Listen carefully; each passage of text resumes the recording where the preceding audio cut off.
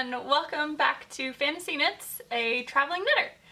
This is episode 6, I think. If you're a returning viewer, thanks for clicking on my face, and if you're a new viewer, thanks for still clicking on my face. I've already recorded this episode, and then I never uploaded it. I never edited it. Edited it. What a weird word. I never did that, and at this point it's been 2 weeks, so I thought I would just make a whole new one instead. So I don't remember what I said on the last one, but we're just gonna go with it. So the first quest that I want to talk about that I've made a lot of progress on is my Reyna Shawl. It's in this bag that I made myself. And this guy has quite the story. So Reyna is a free pattern that I always forget the pattern name of who designed it. It's free. I will just look it up. The pattern is called Reyna, and it is by Noora Laivola. Sorry if I mispronounced that. It's a free pattern on Ravelry, and I am knitting mine out of 2 colors, and here's where the story is. So, I am finished with the main colorway, which is Magic. It's in Madelinetosh Merino Light, and the Magic colorway, and here is the ball band for it. So I really don't know how much I have left. I think it'd be kind of cute to use it as a cuff on some socks. Nothing else because it is single ply.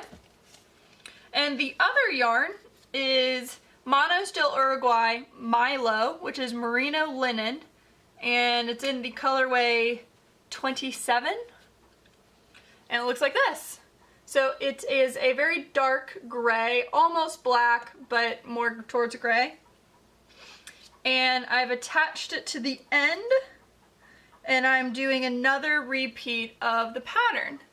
So my thought was, you know, I'm knitting this I'm knitting this shawl, and it's starting to look very Lisa Frank-esque. And I love color, but even this is going to be a little bit too much. So I thought I'd tone it down with this grayish black at the bottom. And so far I'm really liking it. I'm doing another garter, and then I'm going to do another lace portion. I'm probably going to make the lace portion the same size as this one. Each lace portion has doubled in size, and I really don't want a lace portion that's double this size. So far so good. Now the yarn hunting was actually pretty difficult. I went to a yarn store. I won't say where, and I won't say what yarn store, but I wanted single ply, right? Because Madelinetosh is a single ply. So I wanted a black or gray single ply. I go in, and typically when they say, would you like some help, or is there anything we can help you find? I'm like, no, I'm just looking. This time I said, yes, I'm looking for a dark single ply. And they did not know what I meant by single ply. The lady that worked at the yarn store asked me, what do I mean by single ply? So my opinion of the establishment immediately went down because you are a local yarn store. You're not a big box store. Maybe this is me, but I expect you to know what single ply means. Whatever. I found the single ply. All's good. But then this lady was just trying to help me, and she's pulling all this yarn, and I'm like, I want single ply. I don't want something else. And I'm a terrible person in that I can't say no. I felt bad that she is doing all this work, so I ended up buying stuff. And it's right over here on the ground. I'll just get the tag. I ended up buying Plymouth Linaza, which is alpaca linen tencel, and I knit with it a little bit on this shawl, and I didn't like it. It wasn't single ply, so like in my mind I didn't want to like it, but I ended up not liking it anyway. So yeah, now I have this whatever add to my stash. I mean, we can always do with some more black neutrals. So yeah, I got this at one of my local yarn stores, and she was definitely like, we're gonna see for a single ply. So found one, and it works great with it. So I'm pretty pleased with this. I don't think I'm gonna use all this. I don't know if I'm even gonna hit half. Even if I have half of this left over, I can definitely use this in a shawl or something. I use single ply a lot. So there you go. There's my Reyna. You can't really tell, you can't really see how big it's going to be, and I'll definitely block it since it's single ply, and I can definitely get some stretch out of that. So I'm pretty excited for this guy, pretty excited for this to be done, because I believe I started this like back in October. Haven't, you know, dedicated a ton of time to it. It's definitely one of my more mindless knitting ones, so I bring this to work with me.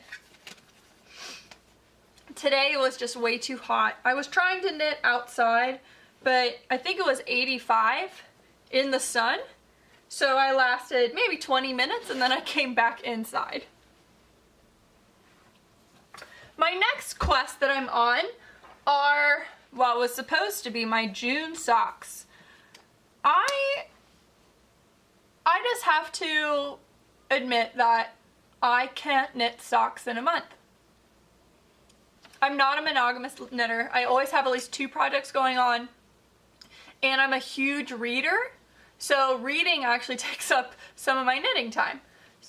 So I will go like 1 week and I'll knit this one thing, and then the next week I'll do something else, because with my travel schedule I don't always bring the same project with me, so it's not like I can pick it up on Monday, not knit on it, and then pick it up on Thursday. No. I have to bring it with me to be able to work on it. So, yeah, I got quite a lot done, but not enough to be able to have finished it for the month of June. So once I knew I wasn't going to make that deadline, I basically stopped working on it. Yes, I know it's June 2nd, but I'm saying once it was like the last week of June and I wasn't on the second sock, I knew I wasn't getting it. So here it is, and yes, this is my makeshift stitch markers. So I was, again, I was out traveling and I didn't have any stitch markers, so I used a pop tab and a hair tie. I also use paper clips a lot. So I am at the gusset portion right now, and these are my Farmer McGregor, I think, out of the Socktopus book, which is by Alice Yu.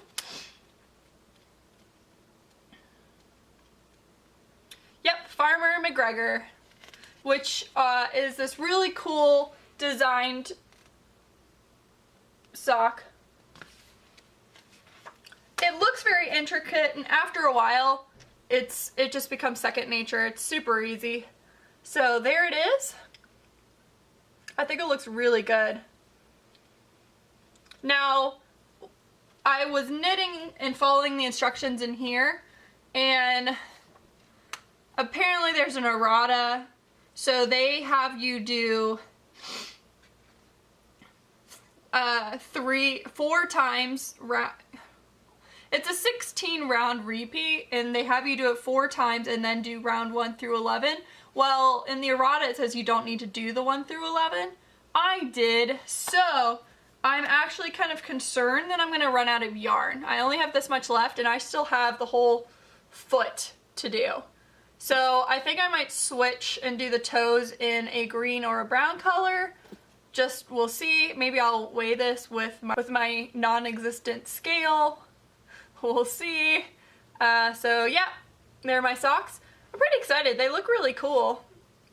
And there's the back. I like how the pattern goes into the heel. So where the crossing of the stitches are, it goes right into the ribbed portion of the heel, which looks really cool.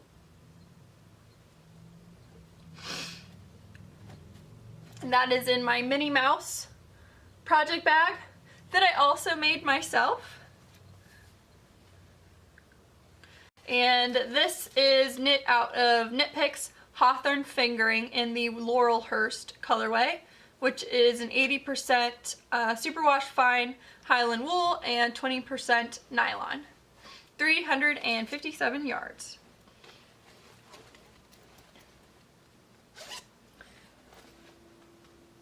The last knitting quest that I would like to talk about is my Ginny sweater. I have had her housed in this Finding Dory, Finding Nemo bag that I got for Easter from my mom. I like it because the book fits in it and there's a lot of skeins of yarn. I mean, I could put it in a large project bag, but I'm not going to travel with this, so it just stays right here. I'm knitting it out of KnitPicks City Tweed DK in the Plum wine colorway. It's really soft, very soft yarn. I don't know what I last showed, but that was just some string. The entire back is complete, and there we go. So on the camera, this looks kind of red. It's definitely purple. So there's the whole back, and I lengthened it. So I'm hoping I didn't make it like too long, but I think it should be good. Cause a lot of the like every comment about the length said it was too short, so I extended it. So I extended it, and hopefully I did not extend it too much.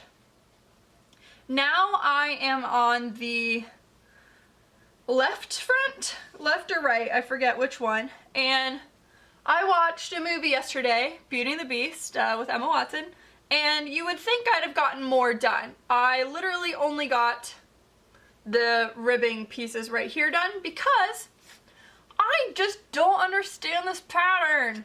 It's so confusing, and I even read it out loud to myself. I read it out loud to my mom. There's just this, I don't get it. So, yes, it's a paid for pattern. I'm not going to say the pattern, but I'm going to say what there is in here and why I'm so frustrated. So, after the ribbing piece, you have a 4-row repeat. It says next row is the right side, next row, next row, next row. Okay, so 4 rows. And then it goes, these 4 rows set the stitches and side seam increases as given for back. Okay, so if you flip it to where the back was, it says shaping side seams by increase 1 stitch at each end of 6th and 7 following 6th rows. Which is confusing in on itself, but I figured it out the first time I did it. So you go back to this guy and it says increase, it says continue as set. Like set of 4, set as in I have set this in motion. Like what does that mean? And then it says increase 1 stitch at beginning of 3rd and 3 following 6th rows. So I'm assuming that means on the 3rd, 4th, 5th, and 6th repeat, you will increase on the 6th row.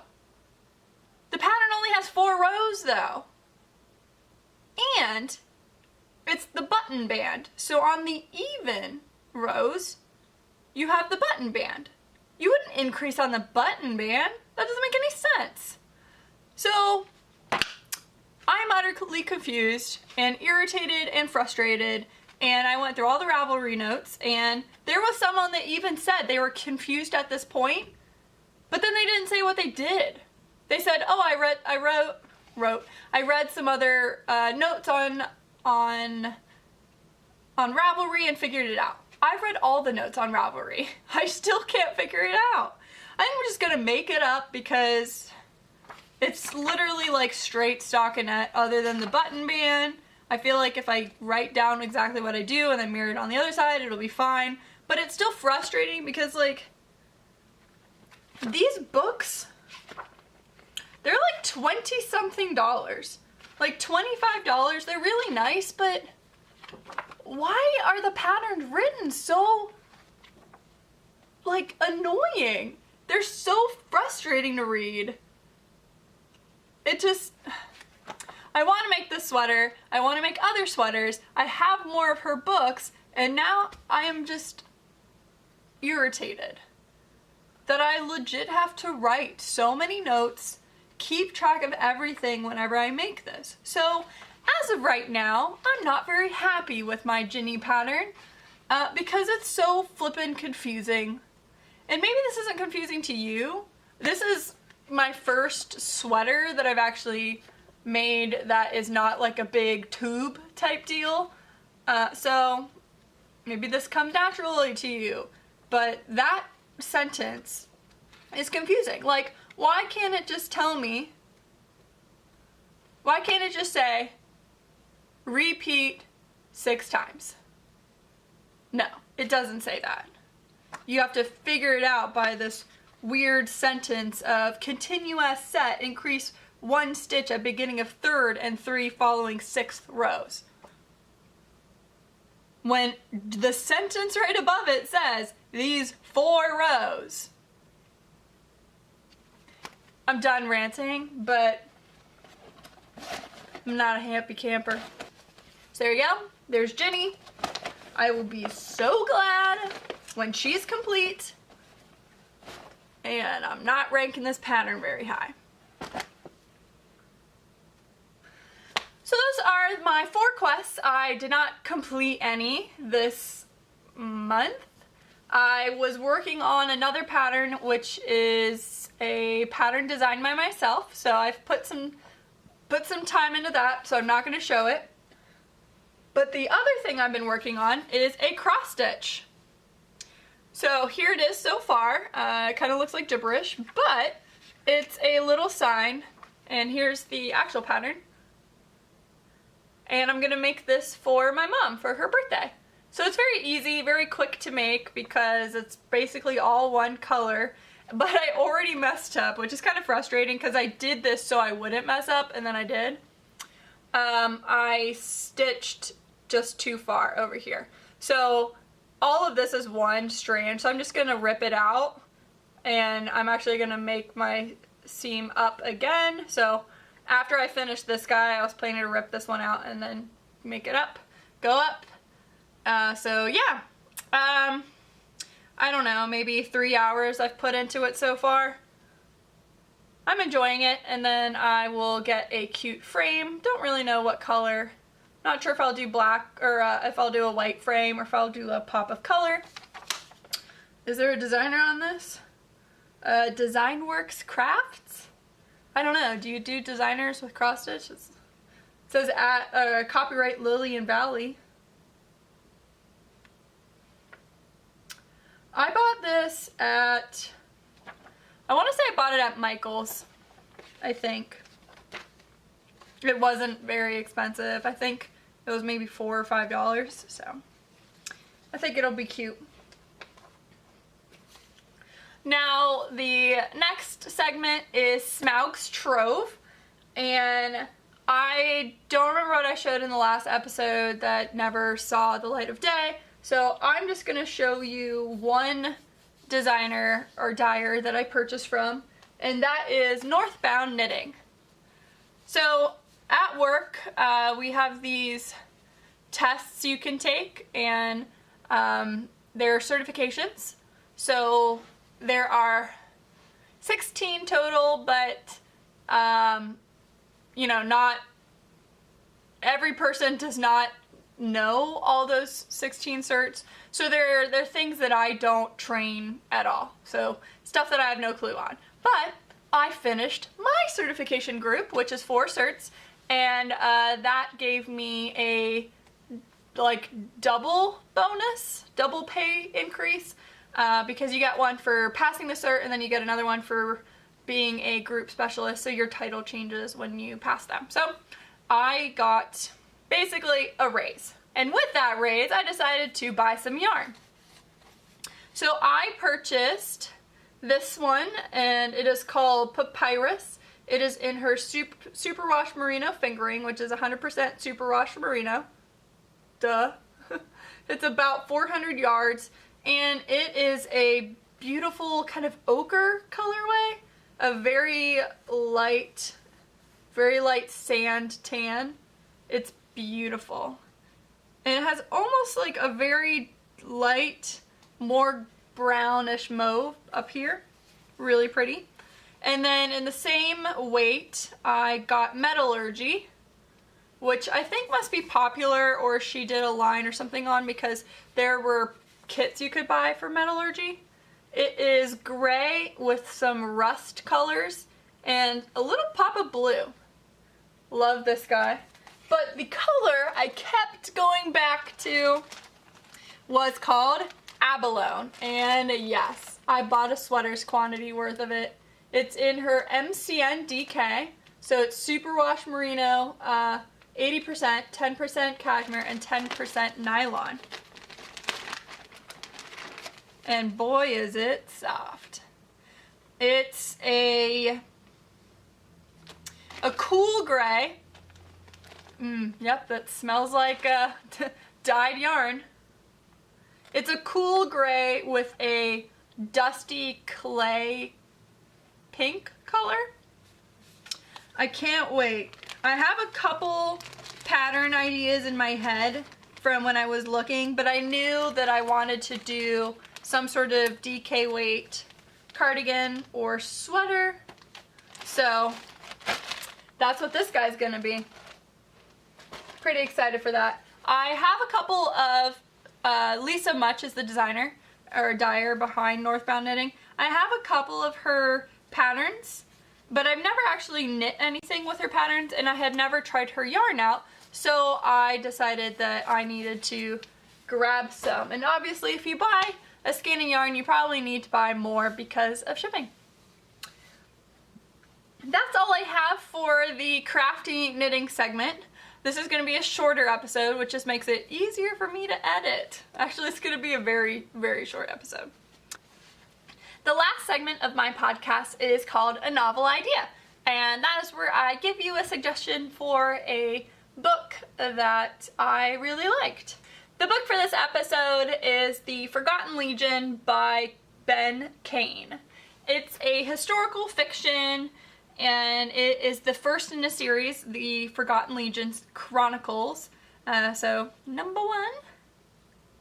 It is set in the late Roman Republic in 1st century BCE, and it is from the perspective of a couple different people. There's Romulus and Fabiola, which are twins. Romulus is taken out of the family life that he is living. Now, he is a slave, so when I say family life, I don't mean like a pleasant family life. But he is sold to a gladiator school, so he learns to fight and becomes friends with a very good gladiator. And Fabiola is sold to wherever women are always sold in like any book. If you sell a woman, she's going to the same place. So she's sold into prostitution, but she actually doesn't have that bad of a time with it. She becomes very successful, and it's not the sad sop story that you would think when being sold into prostitution. Now, I'm not going to say her ending because that is a major part of the book, but Romulus, like I said, is friends with a gladiator who is very successful, so Romulus becomes, I wouldn't say successful, but he is strong, and going to the gladiator school is not the worst thing that could happen to him.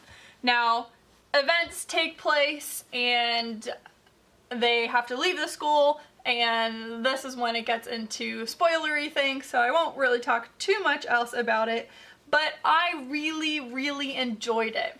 I like historical fiction, and I kind of just picked it up because the cover looked really cool. So it's, I'll show it to you again. I just closed my iPad, so of course it's gone.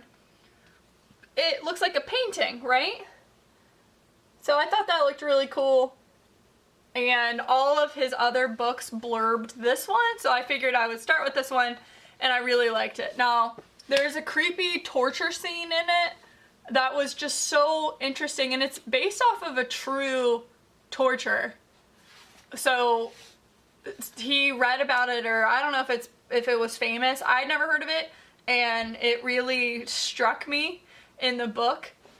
Basically, there is this dude who's super greedy, so he goes to war or fight because he believes they have a lot of gold, and when they capture him and they kill him, they melt gold and force his mouth open and make him basically drink it, and it's melted gold, so he, it burns him from inside his body.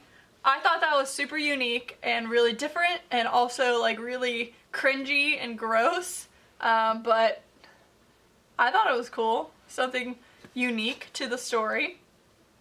So I highly recommend The Forgotten Legion by Ben Kane. That's all I have for you. Thanks for watching, and I'll see you next time. Bye!